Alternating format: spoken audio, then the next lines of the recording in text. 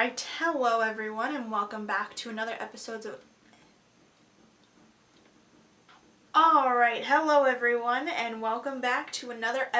Kalyn's Corner. I know it's been a while, but I've been busy and lazy. And things have just been rough sometimes, and there's a lot of excuses. Anyways, we're back, and I know only like 8 people watch these videos, but hey, hi 8 people. Anyways, so this one kind of happened spontaneously because I was wearing this shirt today, which is my Woman Up shirt. I don't know if you can see this. Anyways, story behind it, Katie Cassidy, an actress, was telling it. She's fantastic. You should love her as well. But anyways, I was looking at it and I was like, wow, that's so awesome that a shirt that takes the spin on the man up phrase, which is indicating and telling someone to be stronger, is portraying these traditionally feminine women on it. And I was like, that's great, because traditionally feminine women aren't thought of typically as strong, and so they don't meet the stereotypical mold of being strong. So it's awesome that this portrays that they are strong even though they are traditionally feminine, so they're breaking that mold. But then I was like, ooh, that's kind of exclusive because it's only focusing on traditionally feminine women, because that's all it's featuring on here. And it's also exclusive because it's focusing on just women, which is making it all binary likely, which is a whole other problem. But anyways, it's focusing on just one kind of women, which is okay to an extent because it's one, like I said, that's not traditionally thought of as strong, but it's also not acknowledging that other types of women who don't meet the traditionally feminine mold can be strong as well, such as women who are tomboyish, or women who maybe aren't that curvy, or women who are just muscular and look like the stereotypical strong. So I kind of got sad about that, and then that made me think back to something someone very close to me sadly said, and it's someone who also very sadly, I think, considers themselves a feminist. And one night she was just scrolling through her Facebook and making comments, and she sees some pictures of her friend, and she's like, oh my goodness, she's been bulking up so much lately. I just don't get why any woman would want to do that. You know, that's not how women are supposed to be. They're supposed to be soft and delicate and dainty. And I was just like, what? For one, you can't consider yourself a feminist if you're going to act like that and tell a woman, maybe not to her face, but even think that a woman can't be a certain way. Feminism is all about women doing and being how they want to be. There's no parameters that they need to fit inside, but that's the case for everyone. There's no parameters for any type of group or category or label that anyone within those has to meet. And then that led me to thinking about generalizations and stereotypes that groups of people have, and how those are just so lazy and stupid, because you can't judge one person by the many under a group, and you can't judge the many under a group because of one person.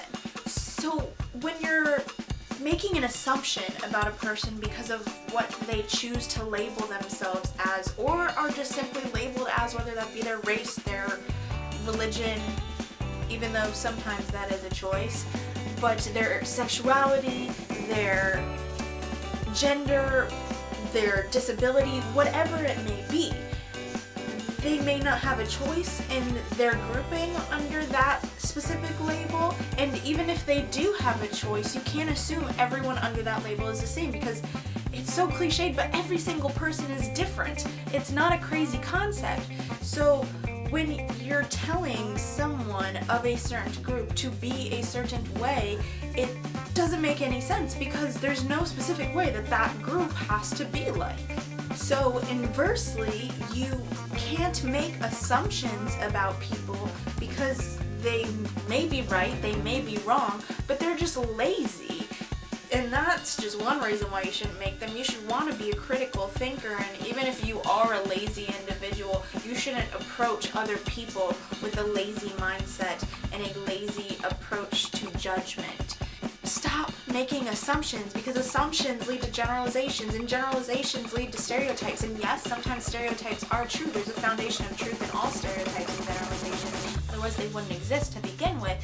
But you can't judge every single person under whatever group that stereotype is for by that stereotype, because it could very, very likely be untrue for that specific person. Would you like it if you were overweight and everyone assumed you were overweight because you just didn't eat well and you ate only junky food? No, you definitely would not. You could have so many reasons for being overweight, whether that be medical issues, maybe you're trying to eat healthier and it's just taking a while. Whatever the case may be, it's not necessarily the same for everybody. Yeah, sure, some people who are overweight, it's just because they aren't eating healthy. But even if they aren't eating healthy, that's their choice, and you shouldn't be on them about that. Even if you are just trying to look out for their best interest, let them know, inform them that maybe they should change around their diet, but don't automatically assume that that is why they look the way they are. If you were bisexual, would you like everyone to assume that you are more sexually promiscuous because you like both men and women? Same thing with pan people, because you like all people. If you were asexual, would you like it if everyone assumed that you chose to be ace for one, and it was just because you couldn't get some? Would you like it if you were lesbian and everyone thought you hated all men? Would you like it if you were Latino and everyone assumed you spoke really loudly and relate to everything? Would you like it if you were black and everyone assumed you were more violent or less educated because of that? Would you like it if you were disabled and everyone assumed that you were helpless because of that? No. No one would like any of that, because even if those things are true for that person, for one, that's not your place to judge them about their life choices or their life circumstances, what the hand they were given. And two, it may not be true for them. So you just can't make any sort of generalizations like that, because it may not be true. So you're just being lazy by automatically assuming that anyone under any given label is one specific way. And I know you're probably going to be thinking, well, everyone already thinks that way, so what is the point of me saying any of this? Well, that's the point, is I'm saying this because I want to try to change how people approach other people. And I know, like I said, only like 8 people watch these videos, but maybe if I make a change of one of those 8 people about how they approach others, then I feel like I've done at least somewhat of my job, because they could have a better platform to spread that message and that mindset, or they could know someone who has a better platform, or somehow, some way get it to someone else. So spreading it to any one person can make a difference. Maybe not a huge one, we won't know, but that's just why I'm trying to make this video and trying to say all these things, so we can change the fact that that is the way people tend to think. And that leads me into some of the reasons for our most recent shootings in this country lately. Alton Sterling and Philando Castile, I think that's how you say his name, pardon my mispronunciation if I said that wrong, but they were shot and killed purely because they were black, and the police officers did one of two things. They were racist, and no, I'm not saying they were necessarily going out to kill black people, but their racist mindset was like, they're far more suspicious than the average person, so I shouldn't be too cautious with this. Or they made a rash decision because of the mindset that the society they grew up in has placed in them about a certain type of people. And those are those generalizations and those stereotypes that we need to break. And people may not even be conscious of the fact that they think this way until it comes down to a split-second decision like that of, oh my god, there's this person reaching for a gun, but maybe it's just their permit. And the only reason you thought it might be a gun is because of the color of their skin. And also, on the other end, for the police officers in Dallas who were shot, you can't assume that they would have all made those same decisions that other police officers would have made. It's absolutely horrible to make any generalization and have someone die or be injured or even just ignored or not given a chance because of one group of people they're under. Alton and Philando were relatively innocent in their cases. At the very least, they did not deserve to be shot on sight and killed. And the police officers who were shot, you don't know what their views were. The gunman said he was just going out to kill police officers and white people. And that's a crazy generalization to make, that every single one of them has that mindset to potentially make the wrong decisions that the police officers made in the cases of Philando and Alton. The moral of the story is just stop the lazy generalizations, because they only perpetuate laziness and destructive decisions that are not thought through. And those destructive decisions have led recently to the killing of so many innocent people. There's the whole other issue of gun laws, and people shouldn't have had access to those guns to begin with, but that's a whole other thing. When you're approaching new people, it's super cheesy, but I said this recently in an Instagram post. Every single person you meet should be a completely blank, unfilled book. Yes, they have a cover, they have an exterior, an initial impression that you get by just looking at them. But don't judge them based on that, because they're an empty book since you don't know anything about them. So with every encounter you have with them, have it be another page of that book filled and filed away in your mind to use to make your thoughts on this person. Because someone who could seem really awful and mean and have this permanent scowl on their face could be the nicest person you've ever met. But if you were to judge them by that initial impression that you got, or even if they were just having a bad day, that one day that you first met them, if you were to judge them by that, then you just maybe lost one of the best people in your life. Whereas you could have not shut them out or done whatever the case may be and let them show you all of who they are. Learn a person's history, learn a person's little tics, the intricacies of who they are, learn all the labels they may put themselves under that aren't on their exterior, and learn them for all of that, and learn to love them for all that they are, or learn to dislike them for all that they are if they're kind of a horrible human being. But as I very cheesily, which I don't know if that's a word, but I cheesily said that every book that I've filled with anything thus far, there's good in every single one that I've found so far. And I'm not saying someone who comes off as an incredibly awful human being is going to be that greatest person you've ever met. There are awful people out there, sadly, and there are people who you probably just shouldn't have in your life out there as well. But anyone you're approaching that's new to you, whether they seem like the nicest person in the world or the meanest person in the world or anything in between, you should approach it with caution and fill those pages up gradually. And maybe it'll take 2 pages, maybe it'll take 30 pages for you to actually get to know them, but learn about them and then make your judgment, then make your final decisions, your final, what is it called in courts?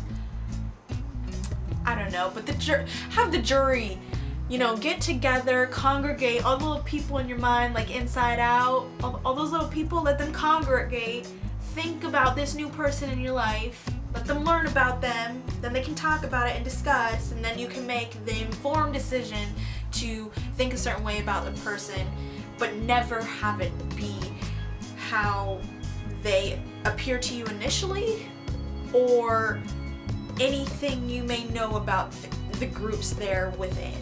Because no one Not any group has every single person who is just like one another. Never. I guarantee it. I would bet so much money. If I had more than like $50 right now, I would bet all of it. I'd bet like $1 million on that fact.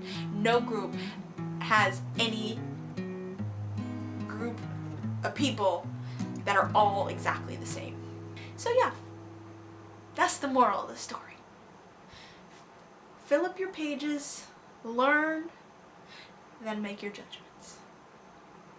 But all books, I think, have some good in them. Even if they have a bad beginning or a bad ending, there's usually some good somewhere. Usually.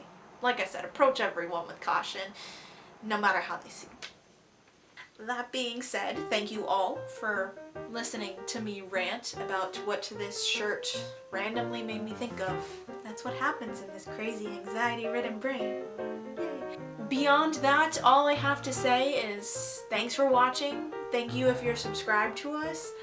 I can't say what other videos we might be doing in the future. Marissa's in school right now. Things are really crazy for her, especially me, not so much. I'm kind of lazy right now. I can't guarantee what the future of our channel will hold. Definitely more TV reactions and our general stuff, but I never want to promise anything until we have more solidified schedules, because our schedules are never ever set. So anyways, I just want to give a couple shout outs to people, and I'm pulling up a list because I'm going to forget somebody.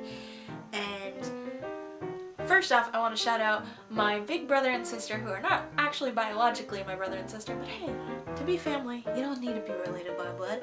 Anyways, Ashley and Zach, who are my big brother and sister, and they always engage me in the most thoughtful conversations, even in the middle of parties. They are just so fantastic, and I love them a lot. And Ashley, at least, I know watches my videos, so if you're watching this, Ashley, hi. And beyond that, I haven't been on Twitter much, so I feel like I can't really make many new recommendations, but you should follow Mo Ryan. She's great. Sam, who is also known as Samaritan on Twitter. I wonder what she watches. She's at Elsa's Lesbian. Yes, that's what it is. I will put all their links down below, so don't worry about remembering any of this. But Sam, she's great, wonderful. All these people are. Thomas Dusgaard, Heather Hogan, DJ Shiva, Nicola Choi, Lexi Alexander. I always love Lexi. This one is a big name, but I just have to shout her out because she's kind of my inspiration in a way for doing these types of videos, and she's just generally, I think, a wonderful human being who stands for so many positive, righteous, wonderful things. Superwoman, who Lilly Singh, I imagine most people have at least heard of her, but if not, if you've been living under some sort of rock or just without internet, which I'm so sorry, and I don't know how you're watching this if you're without internet, maybe you just got it, congratulations. Anyways, Superwoman, she's fantastic. Go subscribe to her, and her vlog channel is a lot of fun. Subscribe to that too. Amanda's Chronicles, she never really talks about anything topical. Well, she kind of always talks about something topical, which is kind of the funny thing, but she's just hilarious. She always makes me laugh. She's nothing serious like what we do or whatever. So if you want a good laugh, please go follow her. She's so much fun and just a real trip. Alex Shillington, who does these great things called Les Talks, focusing around lesbian couples, which is great. Representation. Yay. And then Fandom Files. She does, as it sounds like, videos about fandoms and whatnot, and she talks about all these topical things within fandoms, and it's really thought-provoking and really cool. I just wrote this one down because I was just scrolling through my Twitter and I was like, I love him. Lin-Manuel Miranda, yeah, he's great. He's great. I don't know why you wouldn't, know of him or follow him to begin with, so I just wanted to say his name. He's wonderful. Everyone should love Lin. So that's all for the shout outs. I am sorry if I didn't shout you out, if I forgot you. It was a really quick list I put together.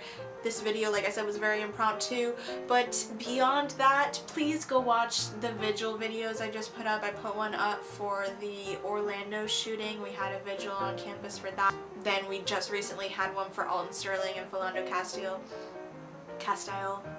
I wish I knew how to say that. I should look it up. I should look harder. I did look it up, but I haven't looked hard enough apparently because I couldn't figure out how to say it. But anyways, we just recently had one for them, and the speakers at both of those speak far more eloquently than I ever could about these topical things and say such important things. And I say things so often, and that just goes to show that I definitely do not speak eloquently at all. I'm so sorry. Why are you watching me? But anyways, thank you for watching. Do all that I just did. Subscribe to, or don't. I don't know. I can't tell you what to do. Why are you watching this? Anyways, that's all. I'll see you on the other side.